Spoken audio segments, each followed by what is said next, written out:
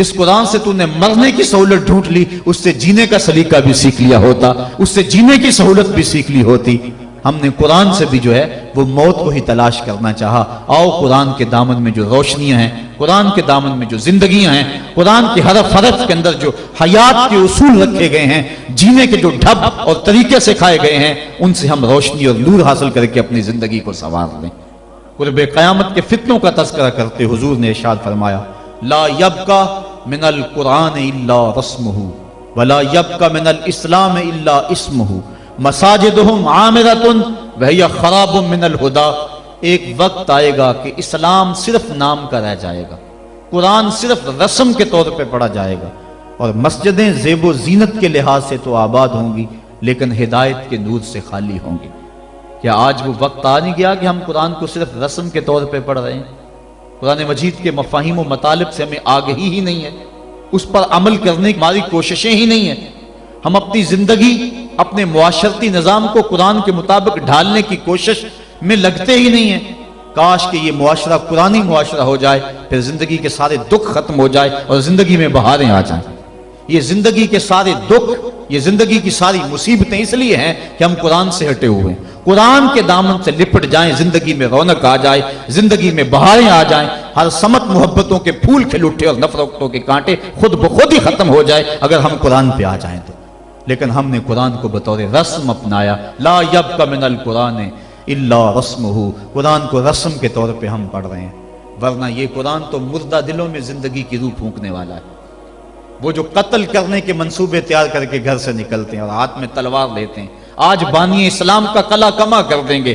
سورہ طٰہٰ کی ابھی چند آیتیں ان کے کانوں میں پڑتی ہیں تو ان کے سارے پروگرام بدل کے رہ جاتے ہیں۔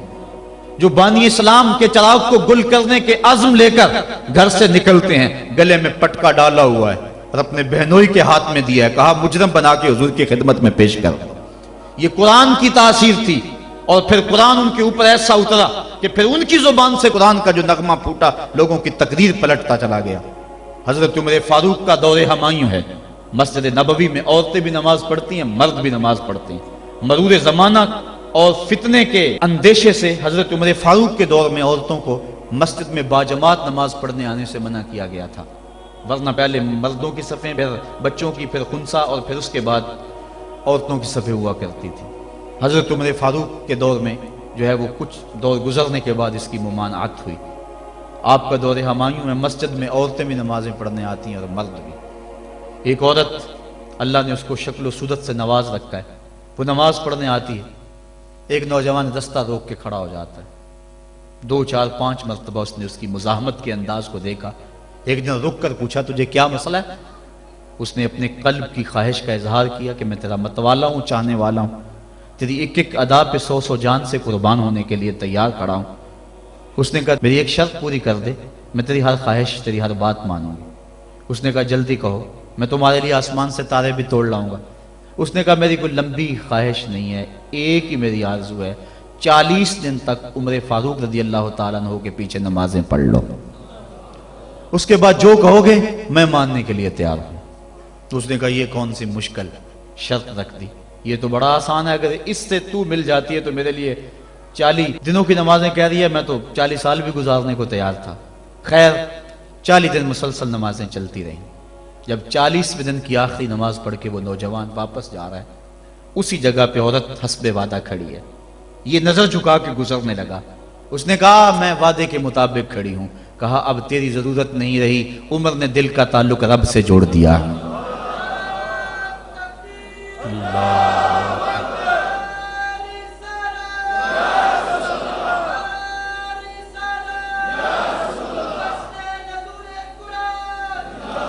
اگر ہم 40 سال ہمارے پیچھے لوگ نمازیں پڑھتے رہیں اور ان میں تبدیلی نہ آئے تو پھر ہمیں سوچنا چاہیے نا، مجھے سوچنا چاہیے کہ 40 سال ہو گئے ایک بندہ میرے پیچھے نماز پڑھ رہا، اس میں تبدیلی نہیں آ رہی۔ 40 دن نماز پڑھی، قرآن دل سے نکلا اور زبان کے ذریعے سے دل میں پیوست ہو گیا، دل کی دنیا بدل گئی۔ کاش کہ وہ لوگ دوبارہ منصہ شہود پہ آ جائیں اور وہ لوگ دوبارہ مصلوں کی زینت بن جائیں، جن کے لبوں سے قرآن جب نکلتا ہے تو فرشتے بھی آفرین آفرین کرتے ہیں، اور قرآن دلوں پہ اثر کرتا ہے اور دلوں کے زنگ اترتے ہیں اور روحوں کو قرار ملتا ہے۔ آج امت کے لیے ابتلا اور آزمائش کے مرحلے طویل سے طویل تر ہوتے چلے جا رہے ہیں. اس کا ایک سبب یہ ہے کہ جو امت کے رہنما ہیں وہ درد کی دولت سے خالی ہیں. واعظ قوم کی وہ پختہ خیالی نہ رہی، برق طبعی نہ رہی، شعلہ میں کالی نہ رہی، رہ گئی رسم آذاں روح بلالی نہ رہی، فلسفہ رہ گیا تلقین غزالی نہ رہی، مسجد مرثیہ خواہیں کہ نمازی نہ رہے، یعنی صاحب اوصاف وہ حجازی نہ رہے. آج ہمارے اندر کچھ نہیں رہا، دم خم ہی نہیں رہا. ورنہ اس امت کا بکھرا ہوا شرازہ آج بھی متحد ہو سکتا تھا. آج پوری امت جس طرح دھکے کھا رہی ہے، کس کے سامنے نہیں ہے حالات. کبھی ہمارا کردار لوگوں کو زندگی کی راہیں دکھایا کرتا تھا، آج ہمیں دیکھ کے لوگ دین سے بدزن ہوتے چلے جا رہے ہیں. حضرت نبی رحمت صلی اللہ علیہ وآلہ وسلم کی سیرت میں مشتمل ایک کتاب لکھی گئی ہے، عرب کا چاند، اور اس کا رائٹر ہے سوامی لکشمن پرشاد، انڈیا کا رہنے والا ہے. اس نے حضور کی سیرت پر 200-250 صفحات پر مشتمل کتاب لکھی. بچپن میں میری نظر سے بھی گزری، بڑے ذوق سے اس کو پڑھا تھا. سوامی لکشمن پرشاد سے انٹرویو کیا گیا کہ تو نے حضور کی سیرت پہ کتاب لکھی ہے، اتنا بڑا کام کیا، تو کلمہ پڑھ کے حضور کا غلام کیوں نہیں بن جاتا؟ جس انداز سے تو نے محبت کے موتی بکھیرے ہیں اور الفتوں کے پھول اس کتاب میں تو نے اگائے ہیں، تو کیوں نہیں کلمہ پڑھ کے حضور کا غلام بن جاتا؟ تو لالو کا جواب سنیے، ہماری آنکھیں کھول دینے کے لیے کافی ہے.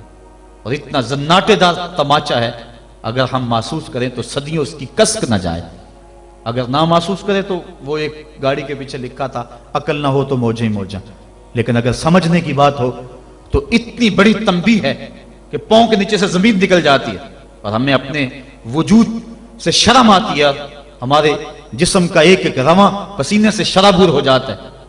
سوامی لکشمن پرشاد نے جواب دیا، کہا جب میں حضور کی سیرت لکھنے بیٹھا، بڑی بڑی امہات کتب سیر کو پڑھا اور اس کے نتیجے میں میں نے یہ کتاب تیار کی ہے. حضور کی سیرت کے روشن گوشے اور حضور کی زندگی کے درخشاں باب جب میں نے دیکھے تو یہ جذبہ میرے دل میں انگڑائیاں لینے لگا کہ میں دیر کیوں کرتا ہوں، حضور کا غلام کیوں نہیں بن جاتا. لیکن جب میں مسلمانوں کے کردار کو دیکھتا ہوں تو میں کہتا ہوں میں ہندو ہی ٹھیک ہوں. ہمارا کردار لوگوں کے ایمان کے راستے میں رکاوٹ بنا ہوا ہے. جب امریکہ کے خلاف نعرے لگ رہے تھے، ان نعرے لگانے والوں میں میں بھی شامل تھا، لیکن ایک بات میں نے کہی تھی، میں نے کہا آج ہم دنیا کی اس طاقت کے ساتھ ٹکر دینے کی بات تو کرتے ہیں، لیکن ہم نے کبھی اپنے کردار کو جھانک کر کے بھی دیکھا؟ جس بستی، جس شہر اور جس ملک کی حالت یہ ہے کہ واٹر کولر کے اوپر لگے ہوئے جو گلاس ہیں وہ بھی زنجیروں سے باندھے ہوئے ہوں، وہ قوم امریکہ جیسی قوم سے ٹکر نہیں کر سکتی ہے. مسجدوں کی لیٹرینوں کے گندے لوٹے بھی سنگلیوں سے باندھنے پڑے. جس قوم کا یہ کردار ہے، کیا وہ قوم پنپ سکتی ہے، جہان میں نشو و نما پا سکتی ہے؟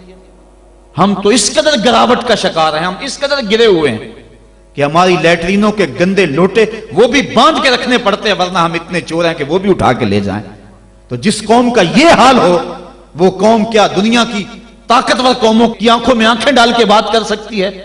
آج ہمارا المیہ یہی ہے، ہمارے پاس سب کچھ ہے، لیکن ہمارے پاس وہ ایمان کی حرارت نہیں رہی، وہ دیانت نہیں رہی، وہ روشنی اور وہ نور نہیں رہا، وہ ہمارے پاس وہ اجالے نہیں رہے. قرآن نے ہمیں جو زندگی گزارنے کا ڈھب دیا ہے، ہمارے پاس وہ ڈھب نہیں رہا. ہماری زندہ لاشیں لوگوں کے ایمان کے رستے میں رکاوٹ بنی ہوئی ہیں. ورنہ ہم اپنے صدر اسلام میں دیکھتے ہیں اور بعد کی کہانیاں پڑھتے ہیں تو دنگ رہ جاتے ہیں. امام محمد کا جنازہ اٹھتا ہے تو ایک یہودی آگے بڑھ کے جنازے کی چارپائی کو کندھا دینے کی خواہش کرتے ہوئے آگے بڑھتا ہے، اور جو ہی کندھا امام محمد کے جنازے کی چارپائی پہ چھوتا ہے تو اس کے لبوں پہ کلمہ جاری ہو جاتا ہے.